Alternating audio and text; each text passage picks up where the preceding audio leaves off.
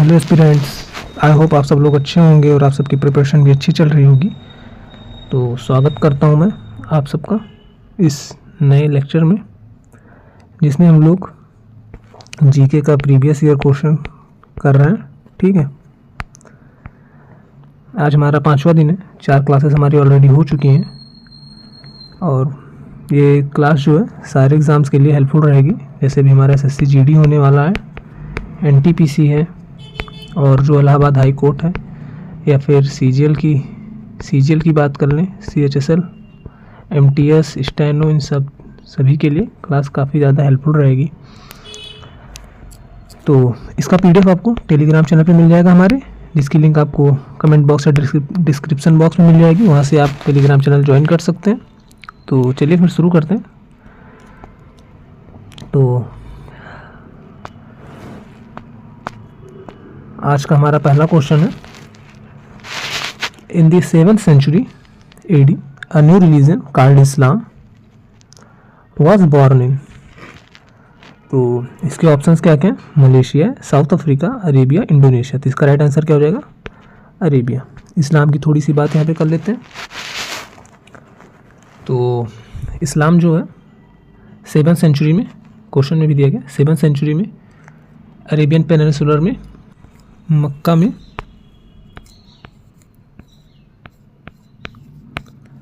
ठीक है। और जो इसकी अगर होलियस्ट सिटीज़ की बात कर लें तो कौन कौन से हो जाएंगे? हमारी 2 सिटीज़ हैं, मक्का एंड मदीना। ठीक है, मक्का एंड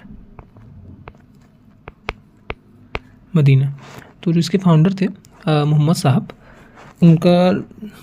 उनकी जो बर्थ थी, उनका जो जन्म था वो कहाँ पे हुआ था? मक्का में हुआ था। और उनकी जो डेथ थी वो मदीना में हुई थी। और कब हुई थी? इन 1570 AD। ठीक है, 1570 में उनका जन्म हुआ था और डेथ हुई थी कब? 632 में। ठीक है। और हाँ, और इन 610 में उन्हें ज्ञान की प्राप्ति हुई थी, इनलाइटनमेंट। और कहाँ पे हुई थी? हीरा केव में। कहाँ पे हुई थी? हीरा केव में। ठीक है। और मक्का में उनका जन्म हुआ था और मदीना में उनकी डेथ हुई। तो वो मक्का से मदीना गए कब थे? ये आपको याद रखना है, कब गए थे? 622। ठीक है, 622 AD में गए थे। और जो ये जर्नी थी मक्का से मदीना जाने की, इस जर्नी को हम लोग हिजारत के नाम से जानते हैं। ठीक है, किसके नाम से जानते हैं? हिजारत। ओके। और जो इनका जो फर्स्ट डेसिपल था, ये आपको बताना है। ये मैंने ऑलरेडी अपने पहले लेक्चर में बता दिया। ठीक है, इनका फर्स्ट डेसिपल और फर्स्ट सक्सेसर। ठीक, तो फर्स्ट डेसिपल कौन हो जाएगा इनका? अली। पहला डेसिपल कौन हो जाएगा? अली। और पहला सक्सेसर कौन हो जाएगा? अबू बकर। कौन हो जाएगा? अबू बकर। ठीक है। तो चलिए नेक्स्ट क्वेश्चन की ओर मूव करते हैं। अगला क्वेश्चन देखने के हमारा, तो अगला क्वेश्चन है, due to which of the following events did Rabindranath Tagore return the title of knighthood to the British government while expressing his anguish. तो पहला ऑप्शन है चरण पादुका इंसिडेंट। चरण पादुका इंसिडेंट को जलियांवाला मैसेक्रे ऑफ मध्य प्रदेश के नाम से भी जानते हैं। ठीक है, MP। और ये हुआ कब था? हुआ था 14 जनवरी 1931। ठीक है। और ये एक सिंहपुर विलेज में हुआ था, छत्रपुर डिस्ट्रिक्ट में, जो कि उर्मिला नदी के बैंक पे है। ठीक है, उर्मिला रिवर। ठीक है। सेकंड ऑप्शन है पार्टीशन ऑफ बंगाल। ये कब हुआ था? 20 जुलाई 1905। और किसने किया था? कर्जन। ठीक है, कौन था? कर्जन। थर्ड ऑप्शन है जलियांवाला बाग मैसेक्रे। ठीक है, तो इसका राइट आंसर क्या हो जाएगा हमारा? जलियांवाला बाग मैसेक्रे। ठीक है। और फोर्थ ऑप्शन की बात करें तो चौरी चौरा इंसिडेंट। और ये चौरी चौरा इंसिडेंट हुआ कब था? 4 फरवरी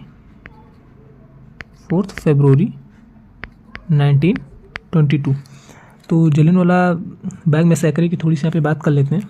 ठीक है, आप सबको पता होगा 9 अप्रैल 1919 को रॉलेट एक्ट के विरोध में रॉलेट एक्ट के अगेंस्ट में, विरोध में एक प्रोसेसन चल रहा था, ठीक है। तो उसके 2 लीडर्स थे हमारे, उसमें 2 लीडर्स थे, ठीक है।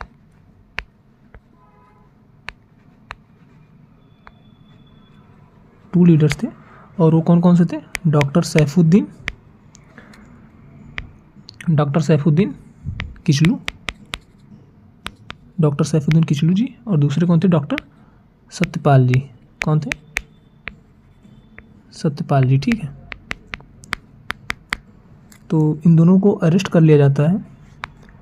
देन 13 अप्रैल 1919 को ही जलियांवाला बाग में जो जनरल डायर था, ठीक है, वो फायरिंग करा देता है, जिसमें मोर देन 1000 पीपल्स की डेथ हो जाती है। और किसकी हेल्प से?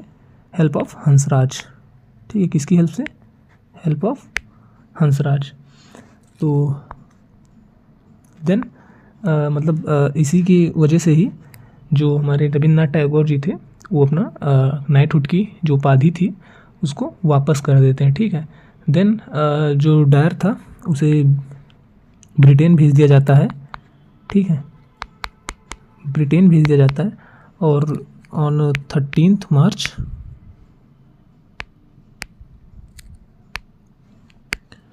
ऑन 13 मार्च 1940 को हमारे उधम सिंह जी जो थे शहीद उधम सिंह जी, वो लंदन जाते हैं और जनरल डायर जो था, डायर को गोली मार देते हैं, इनकी हत्या कर देते हैं, ठीक है।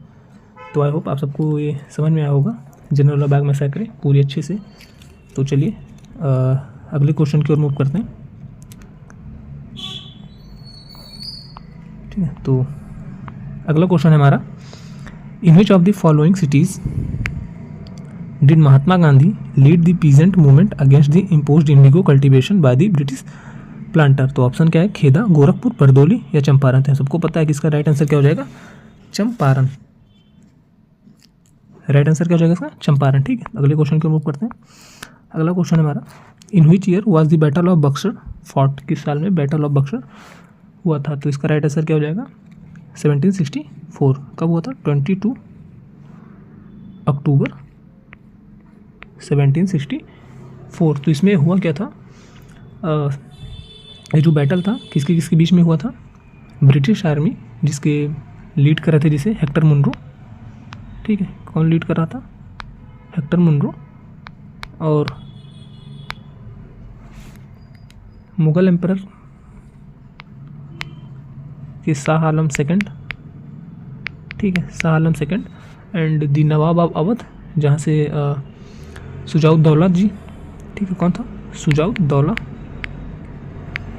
और नवाब ऑफ बंगाल मीर कासिम, ठीक है। तो यहाँ पर जो मुनरो थे वो बैटल जीत जाते हैं और ये बैटल हार जाते हैं। देन उसी के बाद इन 1765 में ट्रीटी ऑफ इलाहाबाद होती है, ठीक है, treaty of Allahabad. Now we move to the next question, और हमारा आज का अगला क्वेश्चन है,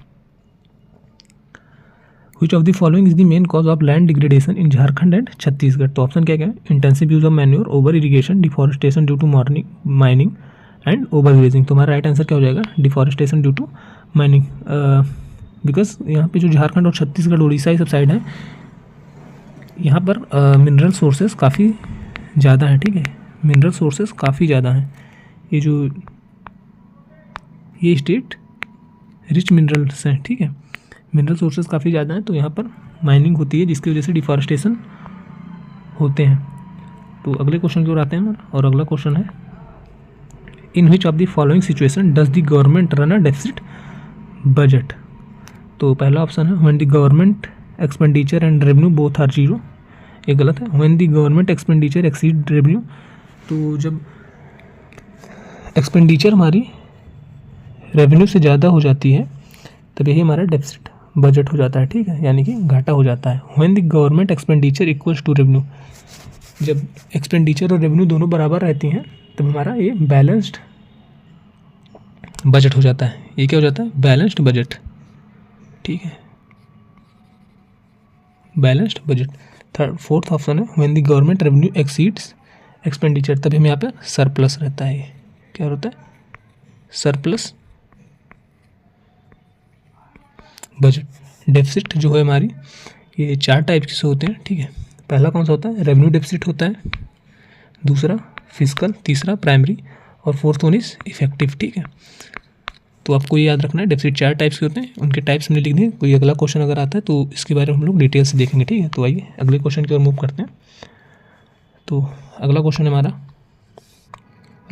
which article mentions the controller and auditor general of India. ठीक है, तो ऑप्शंस कौन कौन से हैं, आर्टिकल 154, 156, 148 एंड 136। तो राइट आंसर क्या हो जाएगा, आर्टिकल 148, और ये चैप्टर 5 में है। ठीक है, चैप्टर 5 में है।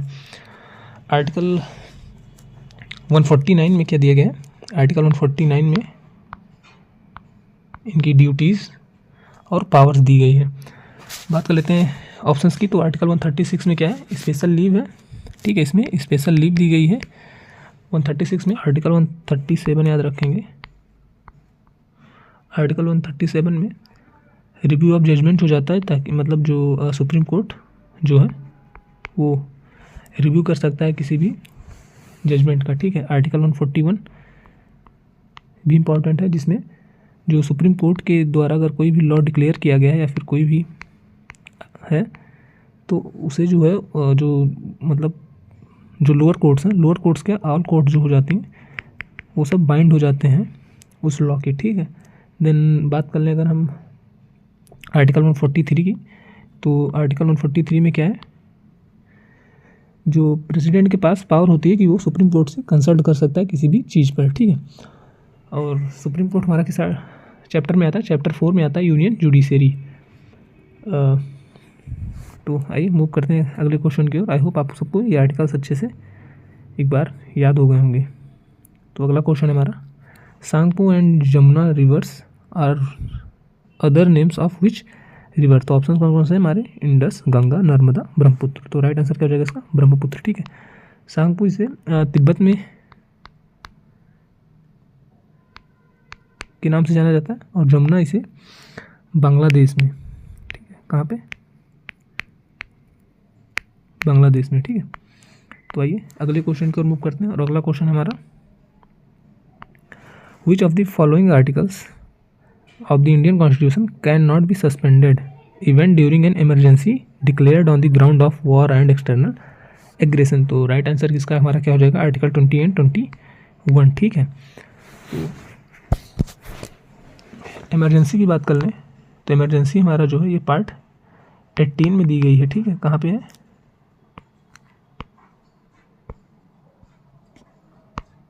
कॉन्स्टिट्यूशन के पार्ट 18 में दी गई है। ठीक है, और आर्टिकल 352 से 360 में। और 3 टाइप्स की इमरजेंसी होती हैं, पहली नेशनल होती है, स्टेट इमरजेंसी और फिनेंशियल इमरजेंसी। ठीक है, आर्टिकल 15 में हमारा मतलब प्रोहिबिट किया गया है डिस्क्रिमिनेशन को लेकर, रिलीजन, रेस, कास्ट, सेक्स या प्लेस ऑफ बर्थ पे हम कोई भी भेदभाव नहीं कर सकते। आर्टिकल 17 की बात करें तो अनटचेबिलिटी एबॉलिश है इसने। देन आर्टिकल 14 की बात करें तो इक्वलिटी बिफोर लॉ है, और ये हमारा हमने कहाँ से लिया इसको, यूके से। ठीक है, आर्टिकल 16 की बात करें तो पब्लिक एम्प्लॉयमेंट जो है वहाँ पर सबको इक्वल अपॉर्चुनिटी मिलेगी। ठीक है, क्या मिलेगी, इक्वल अपॉर्चुनिटी मिलेगी। ठीक है, आर्टिकल 30 की बात करें तो ये राइट ऑफ माइनॉरिटीज़ है, माइनॉरिटीज़ के लिए है कि वो अपना कोई भी मतलब एजुकेशनल इंस्टीट्यूशन एडमिनिस्टर कर सकते हैं। आर्टिकल 32 की बात करें तो इसमें हमारे रिट्स दिए गए हैं। ठीक है, क्या है, आर्टिकल 32 में रिट्स दिए गए हैं। तो आइए नेक्स्ट क्वेश्चन को चलते हैं। अगला क्वेश्चन है हमारा, which of the following is not a